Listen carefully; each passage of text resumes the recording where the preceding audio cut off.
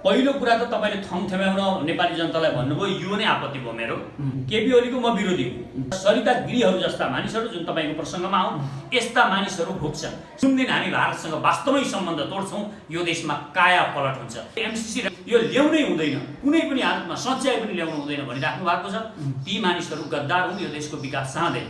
यहाँका दलाल र बदमास नेताहरूले त देशै बेच्ने अवस्था सिर्जना भइसकेछ। माइतीघर मण्डलमा धेरै जसो विरोध गर्नेहरूका अनुहारहरू हेर्नुहोस्, ती ज्ञानेन्द्रवादीहरू छन्। म राजावादी भन्दिनँ, ज्ञानेन्द्रवादीहरू धेरै छन् र बाबुरामका कार्यकर्ताहरू देखिरहेको छु मैले अहिले। ए इन्डिया हामीलाई नाकाबन्दी लगा भनेर खुल्ला घोषणा गर्नुपर्छ, हामी नुनको सट्टा हामी दुध र साग खानुपर्छ, खरानी चाख्नुपर्छ, तर इन्डियासँग झुकेर हामी सधैँ उसको पाउमा बसेर लम्पसार पर्नु हुँदैन। कसैलाई पनि उत्तेजनामा आएर कसैलाई पनि चन्दा नदिनुहोस्। यसमा अहिले एमसीसी राम्रो थियो भने बुझाउन सकेको छैन भने बुझाउन नसक्ने कमजोरी हो। यत्रो बजेट ल्याउन सक्नेले बुझाउन पनि सक्नुपर्छ नागरिकलाई। दुईटा मोर्चा नखोलौँ, युद्धका दुईटा मोर्चा खोल्यो भने हामी कमजोर पर्छौँ। भारत नै हो नेपालको समृद्धि रोक्ने, यो कुरा हामीले ध्यान दिन जरुरी छ।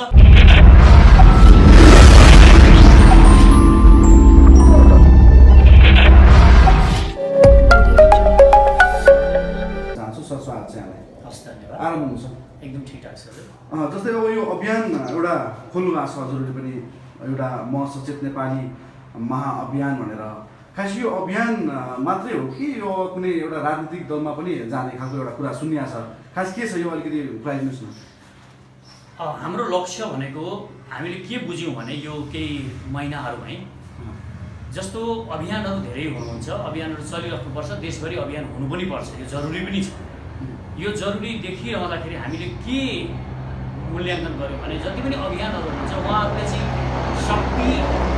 शक्ति आफ्नो प्रयोग गरेर परिवर्तन ल्याउन सक्ने होइन रहेछ। हामीले देखाउने मात्र रहेछ अभियानले चाहिँ यहाँ यस्तो छ, यो समस्याहरू छन्, यहाँ गरिबका कुराहरू पनि सुन, यी सब समस्याहरू हामीले सरकारलाई देखाउने रहेछ। हामी परिवर्तन गर्न नसक्ने रहेछौँ। यदि उनीहरूले हामीले देखाउँदै पनि नजरअन्दाज गरे भने त्यहाँ परिवर्तन नआउने रहेछ। त्यसमा हामीले के सोच्यौँ भने हामी त्यो परिवर्तन गर्ने ठाउँमै किन नपुग्ने, जहाँ परिवर्तन गर्नको लागि शक्ति चाहिन्छ त्यही शक्तिमा हामी किन नपुग्ने र त्यो नागरिकको आखिर जसलाई पनि पुर्याउने नागरिकहरूले भोट दिएर सबैलाई पुर्याइराख्नु भएको छ भने यदि हामी सच्चा हृदयका साथ एउटा राम्रो कर्म गऱ्यौँ भने हामीलाई पनि त्यो शक्ति प्रदान गर्नुहुन्छ नागरिकहरूले भनेर हामीले अहिले यो अभियानलाई पार्टीको रूप दिने सोचेका छौँ र म सचेत नेपाली एउटा पार्टीको रूपमा, सशक्त पार्टीको रूपमा चाँडै नै नेपालमा आउनेछ।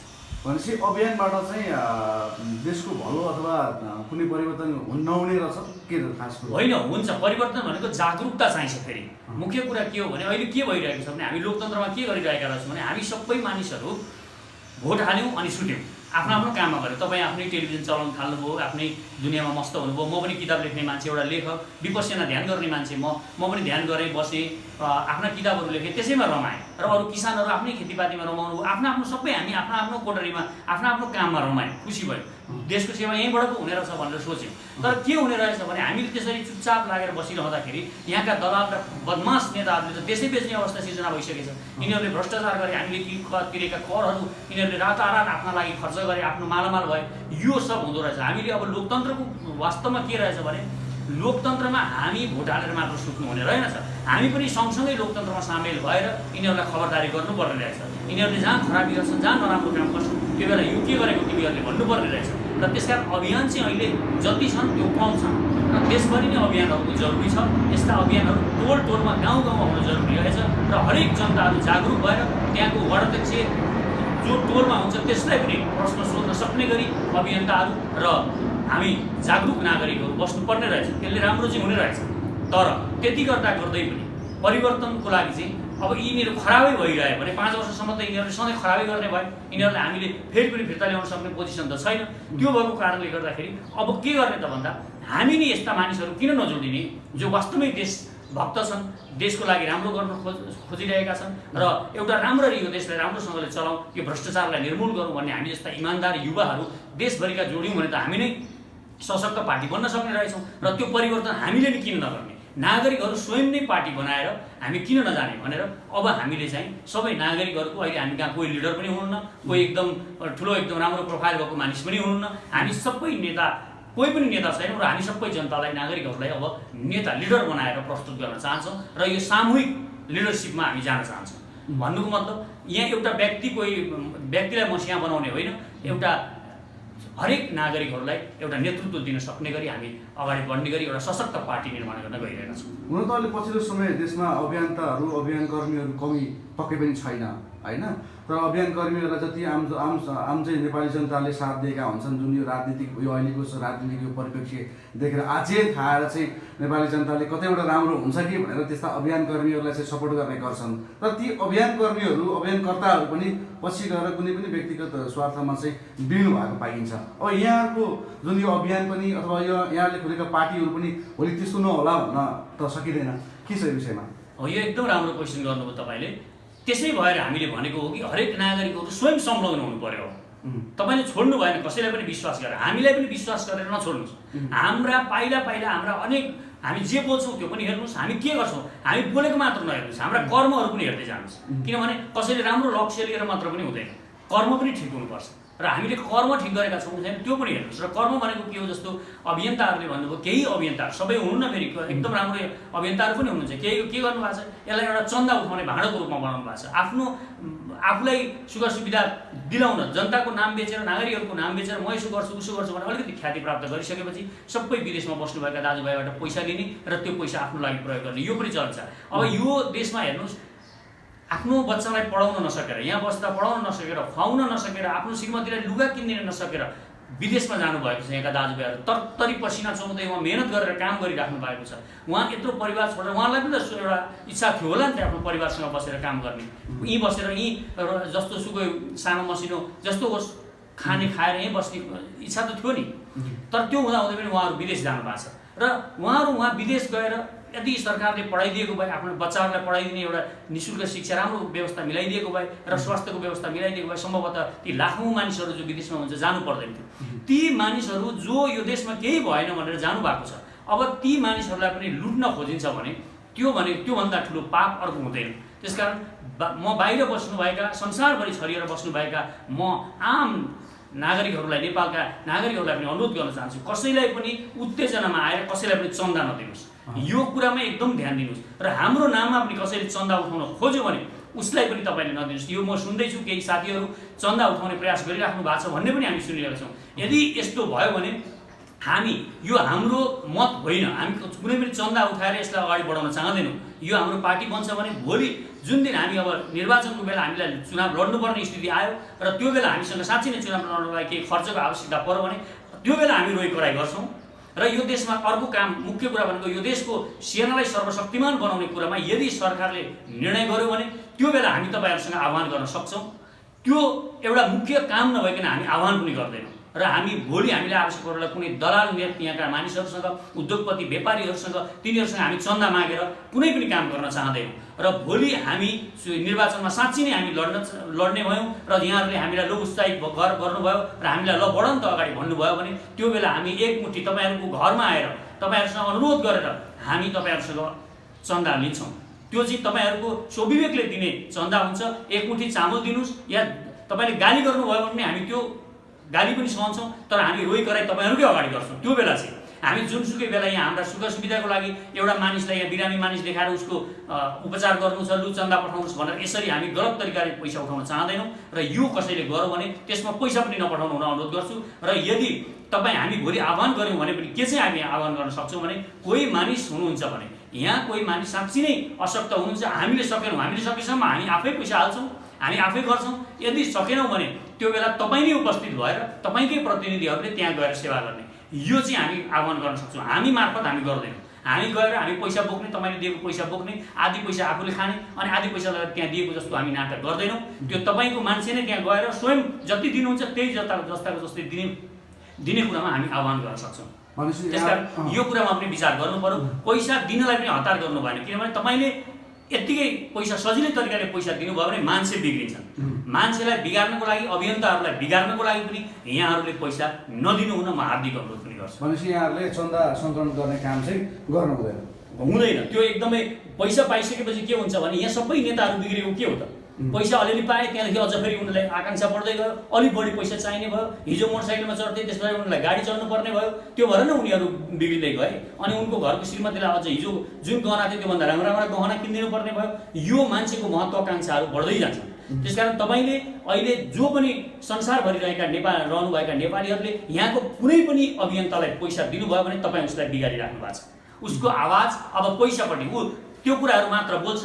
उसले आफ्नो वास्तवमा स्वविवेकले कुरा बोल्दैन, देशको लागि कुरा बोल्दैन। तपाईँलाई जे मनपर्छ त्यो मात्रै बोलिदिन्छ उसले। तब यो देशको लागि हित हुने कुरा उसले नबोल्न पनि सक्छ, खालि औपचारिकता र प्रचारात्मक कुराहरू मात्र बोल्न सक्छ। त्यसकारण त्यो पैसा लिने, उसको पैसा खाने नियत भएको हुनाले त्यसो गर्न सक्छ। त्यसकारण कसैलाई पनि कुनै पनि अभियन्तालाई तपाईँले एक सुका पैसा पनि नपठाउनु होला। यो एकदमै तिनीहरूको कामलाई नै बाधा पुग्छ र उनीहरू नै भोलि अझ सुविधा भोगी हुँदै जान्छन् र उनीहरू बिग्रिने सम्भावना हुन्छ। त्यसकारण हामी कोही पनि अभियन्ताहरूलाई नबिगारौँ, मेरो यो रिक्वेस्ट पनि छ। चन्दाकै कुरा गरिरहँदा नेपाल सरकार यति बेला एमसिसी पास गर्न एकतिर लागिपरेका छन् भने आम सर्वसाधारणहरू माइतीघर जस्ता चाहिँ विभिन्न चोकमा धरना जुलुस गरिरहेका छन् र अझै नेपाली जनताले अझै बुझेका छैनन् एमसिसी खास के हो, त्यो नेपालको लागि घातक छ हुँदैन भनिरहँदा धेरैले विरोध पनि गर्न पाएका छन्। हुन त यो समयमा अलिकति यो कोरोना भाइरसको त्रासले गर्दा पनि त्यो खालको विरोध नआएको होला। तपाईँले चाहिँ यहाँले चाहिँ कसरी बुझ्नु भएको छ यो विषयलाई? साँच्चीकै एमसिसी नेपालको लागि घातकै हो त?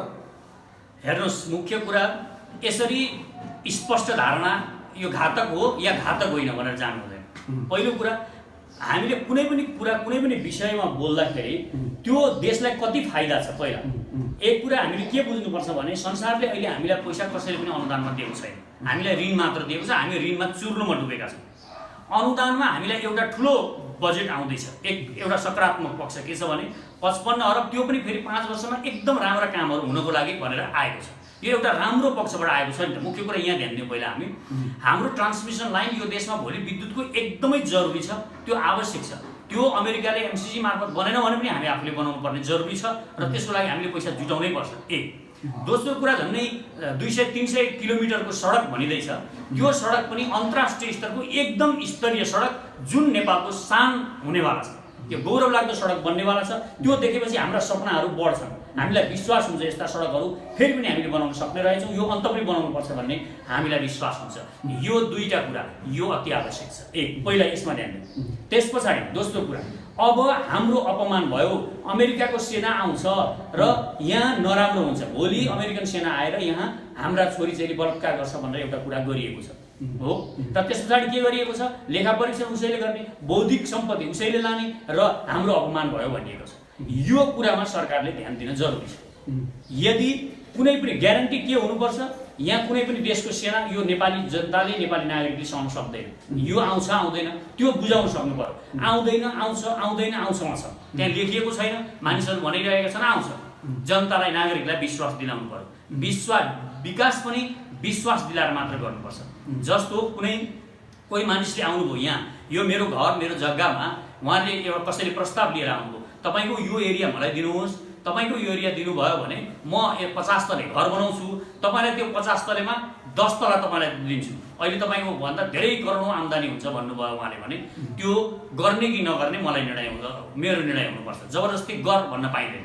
तँलाई फाइदा हुने रहेछ गर भन्न पाइँदैन। विकास पनि मेरो इच्छामा हुनुपर्छ। अर्थात् विकासलाई पनि जबरजस्ती लाद्न पाइँदैन। नागरिकको इच्छामा विकास हुनुपर्छ। यदि देशका नागरिकहरूले मलाई यो चाहिँदैन भन्नुभयो भने त्यो चाहिँदैन। सबै नागरिकहरूको यो आवाज भयो भने त्यो चाहिँदैन मान्नुपर्ने हुन्छ। र अर्को कुरा, जब लाद्न खोजेपछि विद्रोह हुनुपर्छ। अनि शङ्काको कुराहरू पर्छन्। जब तपाईँ यो ल्याउनै पर्छ, यो हामीलाई फाइदै छ, तपाईँ पहिला फाइदा चाहिँ के हो बुझाउनुहुन्न। फाइदा बुझाउन नसक्ने अनि जबरजस्ती तपाईँ गर भन्न पाइँदैन। जस्तो एउटा टिचरले स्कुलमा पढाउन जानुभयो, बच्चाहरूलाई पढाउँदै हुन्छ, बच्चाले म्याथ बुझ्नु भएन। म्याथ बुझ्नु भएन, तैँले बुझिनस्, त लद्दु होस्, त बुद्धु होस् भनेर बच्चा कुट्ने होइन। किनभने त्यो मास्टर अयोग्य छ, उसले बुझाउन सकेन। बच्चा बुझ्न जहिले पनि तयार भएर बसेका हुन्छन्। विद्यार्थीहरू बुझ्नको लागि उनीहरू गएका हुन् नि देशको, बुझ्न चाहन्छन् उनीहरू। हरेक बच्चा बुझ्न चाहन्छ। बुझाउन नसक्नु टिचरको कमजोरी हो, बच्चाको होइन। त्यसकारण यो देशमा अहिले एमसिसी राम्रो थियो भने, बुझाउन सकेको छैन भने बुझाउन नसक्ने कमजोरी हो। यत्रो बजेट ल्याउन सक्नेले बुझाउन पनि सक्नुपर्छ नागरिकलाई, त्यो कुरा हो। र यदि नागरिकले बुझेका छैनन् भने किन बुझेका छैनन् त? नराम्रो भरै पो बुझेका छैनन्। उनीहरूको हिडेन र कुराहरू केही त्यस्तो देखेर पो नागरिकहरूले नबुझेका हुन् कि के हो त? अर्थात् प्रोपोगन्डा गर्ने मान्छेले प्रोपोगन्डा पो गरिरहेको छ कि? यो कुरामा ख्याल गर्नुपर्छ। म नागरिकहरूलाई के अनुरोध गर्छु देशका नागरिकहरूलाई भने कुनै पनि विकास कार्यको विरोध गर्नु हुँदैन। विकास कार्यको चाहिँ गलत नियतले आएको छैन भने कुनै पनि, किनभने हामीलाई अहिले यहाँको यो देशको विकास हुन नदिनलाई इन्डियाले एकदम राम्रोसँगले खेल खेलिरहेको छ। यहाँका कुनै पनि राम्रा परियोजनाहरू सफल भएका छैनन्। अहिले पनि तपाईँ हेर्नुहोस्, राष्ट्रिय स्तरका एउटा जुन राष्ट्रिय गौरवका आयोजनाहरू भनिएका छन् ती सबै लड्काइएको छ। यो कुरामा हामी नेपालीहरूले ध्यान दिन जरुरी छ, नागरिकहरूले, र हामीले विकासका कुराहरूलाई सिधा नरोकौँ। त्यो रोकिनुपर्ने र हाम्रा जुन असमान सम्झौताहरू छन् ती असमान कुराहरूलाई रोकौँ, तर विकास नरोकौँ।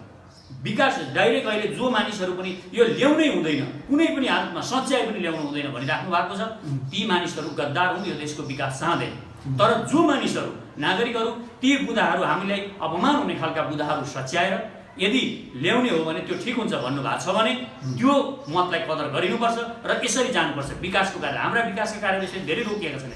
अहिले पूर्व पश्चिम रेल बनाउने भनिएको छ, त्यो पनि रोकिएको छ, इन्डियाको कारणले रोकिरहेको छ। त्यो पनि अरुण तेस्रो इन्डियाको कारणले रोक्यो। हेर्नुहोस्, त्यस्तो एसियन विकास ब्याङ्कले त्यो गर्ने भनेर फाइनल भइसकेको कुरा आजभन्दा 20 वर्ष अगाडि यो देशका सारा बिजुलीका समस्याहरू सुल्झिन्थे, त्यो अरुण तेस्रो तयार भएको भए, तर रोकियो। त्यसकारण विकास परियोजना त्यसरी रोक्न सकिन्छ, रोकिरहेका छन्। र अर्को कुरा खतरा फेरि के पनि छ भने महाकाली सन्धि जस्तो एउटा हवाई महान फाइदा हुन्छ भनेर देशलाई धोका पनि दिएको छ। त्यसकारण नागरिकहरू त्यसमा पनि सतर्क हुनुहुन्छ। यी दुईटै कुरालाई, अरुण तेस्रो रोकिने, नेपालको पूर्व पश्चिमको रेल रोकिने र अरुण तेस्रो हुन्छ भनेर जबरजस्ती लाद्न खोजेर जबरजस्ती देशका नागरिकहरूलाई कर्फ्यू लगाएर पारित गरियो, त्यो कुरा, यी दुईटै कुराबाट नेपाली नागरिकहरूले बीचको बाटो अपनाउन जरुरी छ। विकास कार्य पनि नरोकियोस्, विकासको अभियान पनि नरोकियोस्, तर नेपाल देशको पनि हाम्रो पनि अपमान नहोस्। हामी स्वाभिमान हाम्रो जुन छ यो बचोस्। यो यसमा हामीले सबै एकमत हुनुपर्छ। यो एउटा सबैभन्दा प्रमुख उपाय हो। भनेपछि समग्र रूपमा एमसीसी घातक होइन, तर त्यहाँ भएका केही बुदाहरू चाहिँ सचाउनुपर्छ भन्ने यहाँको भनाइको मुख्य कुरा। घातक भनेको कस्तो हो भने हाम्रो स्वाभिमानमा ठेस लाग्ने कुरा भयो भने त्यो घातक नै हुन्छ। पहिलो कुरा त्यो छ कि छैन, र सेना आउँछ भनिएको छ। एउटा कुरा के आउँछ भने के बुझ्नुपर्छ भने सबैभन्दा खतरा अहिले के देखाइएको छ भने अमेरिकाको सेना यहाँ आउँछ, यहाँ आएर हाम्रा छोरीचेली बलात्कार गर्छ भनिएको छ, पहिलो कुरा। र अहिले भारतको इन्डियाको सेना नेपालमा छ। जसरी कश्मीरमा अहिले कश्मीरका जनताहरूलाई बलात्कार गरिरहेको छन् त्यहाँका सेनाहरूले कश्मीरका नागरिकहरूमाथि, त्यसरी अहिले हाम्रो भूमिमाथि इन्डियाले कब्जा गरेको छ र नेपालमा बुट बजारिरहेको छ। हामीले देखिरहेका छौँ होइन। योबाट हामीले बच्नु छ। त्यसकारण दुईटा मोर्चा नखोलौँ युद्धका दुईटा मोर्चा खोल्यो भने हामी कमजोर पर्छौँ। अब अमेरिकाको पनि विरोध गर्ने, भारतको पनि इन्डियाको पनि विरोध गर्ने, अनि चीनको पनि विरोध गर्न थाल्ने, यसरी अराजक बन्ने होइन। हामीले के गर्ने हो, जसले अहिले हामीमाथि कब्जा गरिरहेको छ त्यो भूमि हामीले पुनः उपभोग गर्नको लागि हामी इन्डियाको विरोध गर्ने हो। अमेरिकाले हाम्रो आजसम्म चाहिँ हानि गरेको छैन, र हाम्रो डर के हो भने यहाँ आएर अमेरिकाले चीनप्रति नराम्रो गर्छ भन्ने हाम्रो यो सोच छ। किनभने हामी चीनलाई कुनै पनि राष्ट्रले हानि गरोस् हामी यो चाहँदैनौँ। नेपाली जनता चाहनुहुन्न, हामी पनि चाहँदैनौँ। म कम्युनिस्ट होइन, तर म चाहन्न। मानिसहरूले भन्छन् चीनको समर्थन गरेपछि कम्युनिस्ट होला यो भन्छन्। होइन, म कम्युनिस्ट होइन, तर म चाहन्न यो। किनभने चीनले कहिले पनि यो देशको अपमान गरेको छैन, जहिले सम्मान गरेको छ। त्यसकारण हामीलाई जसले सम्मान गरेको छ त्यो देशको सम्मान हामीले, त्यो देशको सम्मानको लागि पनि हामी डट्नुपर्छ। यो सही कुरा हो। यदि चीनको चाहना यो देशमा एमसीसी नआउने हुन्थ्यो भने त्यो हामीले नल्याउन पनि तयार हुनुपर्छ, तर त्यो क्षतिपूर्ति हामीलाई चीनले दिनुपर्छ। फेरि के चाहिँ हो भने हामीलाई चीनले यो चाहँदैन, ठिक छ भने 55 अरब जुन घोषणा गरेको छ चीनले दिन्छु भनेर, त्यो उसले दिनुपर्छ हामीलाई पहिला, त्यो पनि दिनुपर्छ। र यो हाम्रो जुन छ उसले चीनले बनाउन तयार हुनुपर्छ। हाम्रो लागि त्यति कन्ट्रिब्युसन उसले गर्न सक्छ कि सक्दैन, त्यो साहस छ कि छैन। रोकेर मात्र हुँदैन, हाम्रो विकास कार्य रोक्ने मात्र होइन, हाम्रा समस्याहरू के छन् त्यसमा पनि उसले बोल्नुपर्ने हुन्छ। यदि उसको लागि हामी बोल्छौँ, हामी उसको लागि यत्रो हामीसँग आएको चिज हामी त्याग्छौँ भने उसले पनि त हाम्रो लागि गर्नु पर्यो, त्यो गर्नुपर्ने हुन्छ। यत्तिकै हामी कसैको पनि पक्ष र विपक्षमा लाग्ने होइन। नेपालको हित हुने कुरा छ भने त्यसमा हामी डटेर लाग्नुपर्छ, तर छिमेकीको अहित गर्ने होइन, चीनको अहित गर्ने होइन। तर चीनले, मलाई कहाँसम्म लाग्छ भने चीनले यो रोक्न खोजेको छैन। चीनलाई राम्रोसँगले थाहा छ यो एमसीसी आएर यहाँ केही पनि ठुलो बवन्डर चीनलाई हानि हुन्छ भन्ने कुरा चीनले मान्दैन, र चीनले नचाहेसम्म चीनले कहिले पनि यो देशमा अमेरिकाको सेना आउँछ भनेर चाहँदैन र आउँदैन, असम्भव छ यो कुरा। त्यसकारण चीनले यो रोकेको छैन, रोक्न चाहेको पनि छैन। राजदूतले भनेकी पनि छन्, उनले धेरैचोटि भनिसकेकी छन् यदि नेपालको विकास हुन्छ भने चीनको राजदूतले स्पष्ट रूपमा भनेकी छन् लागू गर्नुभयो हुन्छ यो विकासको लागि, यो भनेको छ। तर यसमा सबै रोक्ने इन्डियन खेल छ। र अहिले तपाईँ जानुहोस् त्यहाँ माइतीघर मण्डलमा धेरै जसो विरोध गर्नेहरूका अनुहारहरू हेर्नुहोस्, ती ज्ञानेन्द्रवादीहरू छन्। म राजावादी भन्दिनँ, ज्ञानेन्द्रवादीहरू धेरै छन् र बाबुरामका कार्यकर्ताहरू देखिरहेको छु मैले अहिले। अब पछिल्लो समयमा त बाबुराम भट्टराईका र तराई मूलका पार्टीका जुन जातिवादी पार्टीहरू छन् तिनीहरूका कार्यकर्ताहरू देखिन थालेका छन्। त्यसकारण यो खेलमा भारतले यो रोक्न खोजिरहेको छ। भारत नै हो नेपालको समृद्धि रोक्ने, यो कुरा हामीले ध्यान दिन जरुरी छ र यो कुरामा पनि हामी सबैले विचार गर्नु। केवल एमसीसीको विरोध गरिरहँदाखेरि विकास रोक्ने हाम्रो षड्यन्त्र त होइन, कतै यो कुरामा विचार गर्नु। साथीहरूले भन्नु पनि हुन्छ हामी एनसीएलको पैसा उठाउँ न, यताबाट उठाउँ उताबाट उठाउँ, 55 अरब त के ठुलो कुरा हो भन्नुहुन्छ। मलाई पनि थाहा छ 55 अरब ठुलो कुरा होइन। एक वर्षमा मैले आह्वान गरेँ भने 1 अरब उठाउँछु भनेर मैले भनिरहेको छु भने 55 अरब मेरो लागि पनि ठुलो कुरा लाग्दैन। तर के भइरहेको छ भने तपाईँ त्यो 55 अरबको कारणले हामीले अहिले यो सिस्टममा हामीले 55 अरब 1 खरब उठाएर नै हामीले सरकारलाई दिउँ भने पनि यो 50 वर्षमा पनि यो काम जुन हुन्छ यो गर्न सक्दैन। यो कुरा बुझ्नुपर्ने जरुरी छ। त्यसकारण 300 किलोमिटरको बाटो जुन अन्तर्राष्ट्रिय स्तरको बाटो बन्दैछ त्यो 5 वर्षमा पुरा हुन्छ यदि अमेरिकाले गर्यो भने चाहिँ। अमेरिकाले गर्यो भने जसरी हाम्रो यो सिन्धुलीको यो बीपी राजमार्ग बन्यो त्यसरी नै यो छिटो जापानले जसरी बनायो त्यसरी नै यो छिटो बन्ने सम्भावना रहन्छ। त्यसकारण म नेपालका नागरिकहरूलाई आवेशमा आउनु सँगसँगै हाम्रो खतरापट्टि हामी सजग हुँदाहुँदै पनि विकास कार्य रोक्नको लागि आवाज नउठाउँ, यसमा चाहिँ हामी सतर्क हुन जरुरी छ। यो कुरामा हामीले ध्यान दिन जरुरी छ। हामी गर्न सक्छौँ भन्दैमा कहिले गर्न सक्छौँ? मेलाम्ची 25 वर्षमा गर्न सकेन कि गद्दारहरूले। अब हामी पार्टी बनाउँदैछौँ, भोलि हामी पार्टीमा पुगौँला, पार्टीमा हामी शक्तिशाली बन्ला, हामीले नि सरकार बनाउँला, नागरिकहरूले चाहनुभयो भने हाम्रै दुईटै आउला, त्यो बेला हामी गरौँला। हामी जस्ता गयो भने, हामी जस्तो देशका नागरिकहरूले नि शक्ति यो देशको लिए भने, तर त्यो बेला अहिले हामीले गर्न सुरु गऱ्यौँ भने चाहिँ त्यो बेला यो बनिसकेको हुन्छ। यो पनि हामीले ध्यान दिनुपर्छ।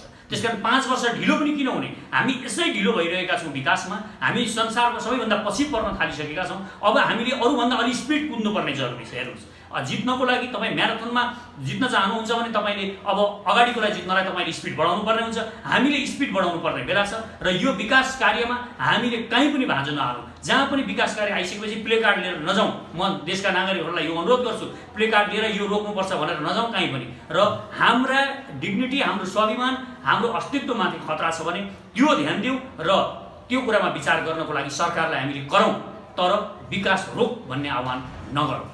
जस्तै पछिल्लो समय भारतले चाहिँ हाम्रो सीमा मिचिसकेपछि नेपाल सरकारले एक प्रकारको आम जनतालाई थम्थाउनकै लागि भनौँ एउटा नक्सा जारी गर्यो। त्यो विषय यथावतै रहिगयो, न कुनै एउटा कुटनीतिक पहल गर्यो, न त कुनै ठाउँमा त्यो खालको विषयमा बहस नै गर्यो। र अहिले पछिल्लो समय फेरि भारतीय चेली सरिता गिरीको विषयलाई लिएर यति बेला संसदमा नै एउटा बवण्डरै मचिरहेछ। यो विषयलाई चाहिँ यहाँ कसैले हेर्नु भएको छ? पहिलो कुरा त तपाईँले थम्थ्याउन नेपाली जनतालाई भन्नुभयो, यो नै आपत्ति भयो मेरो। किन आपत्ति भयो भने यदि थम्थ्याउनलाई मात्रै हुन्थ्यो भने त सरिता गिरीहरूले बोल्नु पर्थ्यो यहाँ आएर, त्यो नक्साको ल्याएकोमा विरोध गर्नु पर्थ्यो, इन्डियाले विरोध गर्नु पर्थ्यो, पर्दैन थियो। यो एकदमै नेपालको लागि कुनै पनि कुरालाई हामी सधैँ मूल्याङ्कन नगरौँ। मेरो अनुरोध के छ भने हामीले मसँग केपी ओलीको कुनै उ छैन, केपी ओलीको म विरोधी हुँ, तर राम्रो काम गरेको छ भने हामीले होस्टेमा हैसियत गरेकै हुनुपर्छ। नभए हाम्रो राष्ट्रिय नीति एउटै हुनुपर्छ। हामी देशले देशको सिमाना देशको बारेमा बोल्दाखेरि हामी सबै हरेक नागरिकहरूको एउटै आवाज हुनुपर्छ। यो आवाज भएन भने हामीलाई तोडिन्छ र हाम्रा भूमिहरू अझै बढी कब्जा हुन सक्छ। यो कुरामा हामीले ख्याल गर्नुपर्छ। र यो नक्सा ल्याउनु भनेको यो साधन कुरा होइन, थिएन। यो एकदमै ठुलो र अहिलेसम्म कसैले गर्न सक्यो। हाम्रो पहिला 32 सालभन्दा अगाडि नक्सा रहेछ, त्यो चुच्चे नक्सा, तर काटिएको रहेछ। हेर्नुहोस्, पछि काटिँदै गएछ भनेपछि हाम्रो जुन नक्सा थियो त्यो काटिँदै गयो भनेपछि कुन शक्तिले खेलिरहेको थियो हामी माथि यो बुझ्न जरुरी छ। त्यो शक्तिलाई चुनौती दिएर फेरि त्यो नक्सा ल्याउन सक्नु भनेको त्यो ठुलो काम र यहाँका केही मान्छेहरू केही पनि होइन जस्तो गरिरहेका छन्। यो ठुलो कुरा नै हो, यो स्वीकार गर्नै पर्छ। र अब पहल गर्न पनि के हुन्छ भने एउटा पहिलो मोर्चा जितिसकेपछि, पहिलो मोर्चामा हामी राम्रोसँगले युद्ध गरिसकेपछि दोस्रो अर्को लडाइँ फेरि सुरु गर्नको लागि अलिकता रेस्टको जरुरी हुन्छ, अलिकति आराम गर्नुपर्ने हुन्छ, सेनालाई अझ सशक्त बनाउनु पर्ने हुन्छ, देशलाई अझै सशक्त बनाउनु पर्ने हुन्छ। एकैचोटि गएर फेरि हानेको हाने गरौँ भनेर हुँदैन। आराम गरेर फेरि शक्ति एकीकृत गरेर फेरि हान्नुपर्ने हुन्छ। अहिलेको पोजिसन नेपाली नागरिकहरूले गर्ने के हो भने अहिले नक्सा आएको छ, अब तुरुन्तै त्यहाँ सेना लिएर गइहाल्ने भन्ने कुरा गर्नु हुँदैन र अब हामीले केही समय पर्खेर अब अर्को स्टेप चाल्नुपर्ने हुन्छ। यसरी हामीले पाइला पाइला एकदम ठिक ढङ्गले बढाउँदै अगाडि जानुपर्छ र संसारका सारा मञ्चहरूमा जहाँ पनि हाम्रा मानिसहरू, यो देशका मानिसहरू पुग्नुहुन्छ, यो देशको सरकारी कर्मचारीहरू पुग्नुहुन्छ, उहाँहरूले जहाँ पनि इन्डिया भनेको हाम्रो सिमाना मिचेको छ भन्ने कुरा हरेक अन्तर्राष्ट्रिय मञ्चहरूमा उठाएकै गर्नुपर्छ, उसलाई दबाब सिर्जना गर्नुपर्छ। हरेक 10 जना विदेशीहरू भेला हुँदा पनि त्यहाँ पनि इन्डियाले हाम्रो सिमाना मिचेको छ भन्न सक्नुपर्छ हाम्रो यहाँका मान्छेहरूले। अब खुट्टा कमाउने होइन। र म के अनुरोध गर्छु भने म यो देशका नागरिकहरूमा भारतको इन्डियाको डर भगाउन चाहन्छु र यो डर भाग्न जरुरी छ। जुन दिनसम्म इन्डियाको डर भाग्दैन हामी यो देशको विकास पनि हुँदैन, यो देशमा समृद्धि आउँदा पनि आउँदैन।